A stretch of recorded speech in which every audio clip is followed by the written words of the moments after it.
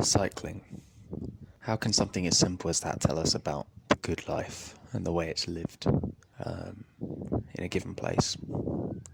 Well, in Ohrid and in Ohrid, people can be seen, especially middle-aged men to older men, riding around in relatively sunny weather, often with their hands not on the handlebars, smiling, chatting to people they see along the way.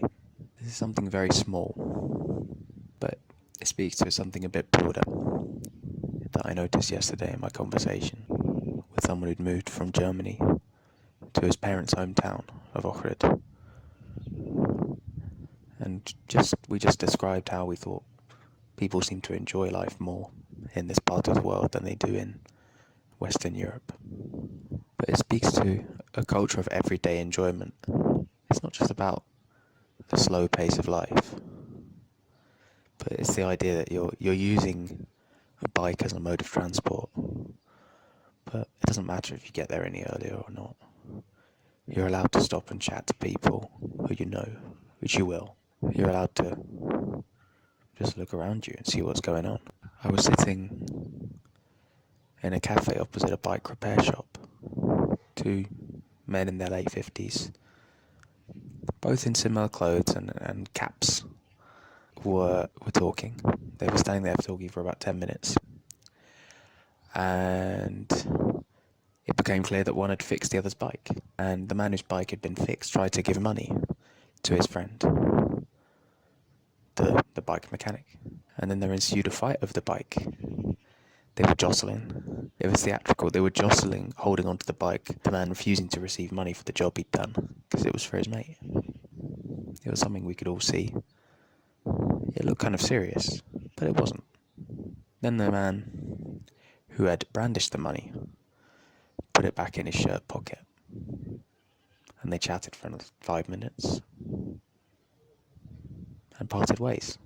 I also noticed the casual enjoyment of shopkeepers. Now, these shops are open all day. They might be open from 8 or 9 in the morning till 7 or 8 in the evening. They work really long hours. Ostensibly, it's quite a grueling job and really boring. But these people are standing, chatting to acquaintances and friends, reaching into their man bags to, do some kind of deal with each other, flirting, shouting words of greeting to passers-by. And you can just see it. You can just see that the good life exists. But what's funny is, most of the time, when I meet someone, they ask me, is life better in the UK or here? Or, how's life in the UK? And the general attitude and trend is towards people leaving. They can make 400 or 500 euros a month here. They can make a lot more in Western Europe, but they might pay a lot more for everything. And they only end up with 400 and 500 euros. It was only seeing the lycra wearing stress heads, and to be fair, another group of American lycra wearing cyclists rather enjoying themselves, that the bike as an instrument for enjoying the good life came into my mind.